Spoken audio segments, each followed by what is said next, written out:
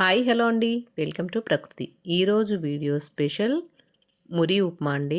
మరమరాలు బొంగు పేలాలు అని కూడా అంటూ ఉంటాం కదా, వాటితో ఉప్మా సింపుల్గా టేస్టీగా ఎలా చేసుకోవాలో ఇప్పుడు మనం వీడియోలో చూసేద్దాం. ముందుగా దీనికోసం మనం మురిలు తీసుకోవాలండి. తీసుకొని నీళ్ళల్లో వేసి ఒక 2 నిమిషాల పాటు నానబెట్టుకోవాలి. వేసిన తర్వాత ఇలా చేత్తో నీళ్ళల్లో లోపలికి అనుకుంటే అన్నీ నానుతాయండి, లేదంటే పై అలా ఉండిపోతాయి, లోపల నానిపోతాయి.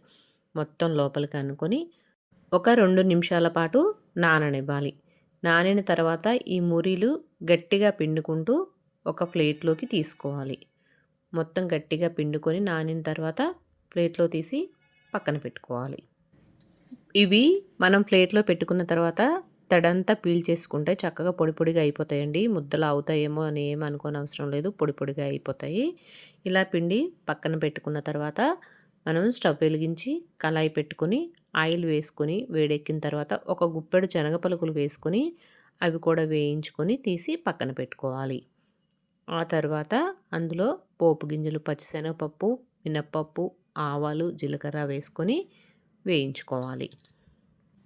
అవి వేగిన తర్వాత ఒక 2 రెమ్మల కరివేపాకు వేసుకొని వేగిన తర్వాత ఒక పెద్ద సైజు ఉల్లిపాయ ఒకటి చిన్నగా కట్ చేసుకొని వేసుకోవాలి. అది కూడా వేగిన తర్వాత ఒక 4 పచ్చిమిర్చి మెత్తగా దంచుకొని వేసుకోవాలి. ఇలా వేసుకోవడం వల్ల ఉప్మా రుచి కానీ ఫ్లేవర్ కానీ చాలా బాగుంటుంది. ఇప్పుడు ఇది కూడా కొంచెం పచ్చివాసన పోయిన తర్వాత ఒక పెద్ద సైజు టమాటా సన్నగా కట్ చేసుకొని వేసుకోవాలి. ఇందులో ఒక అర స్పూన్ పసుపు, తగినంత ఉప్పు వేసుకొని ఈ టమాటా ముక్కలు బాగా మెత్తగా మగ్గనివ్వాలి. ఇవి మగ్గేసరికి ఇందులోకి మనం కారం పొడి రెడీ చేసుకుందాం.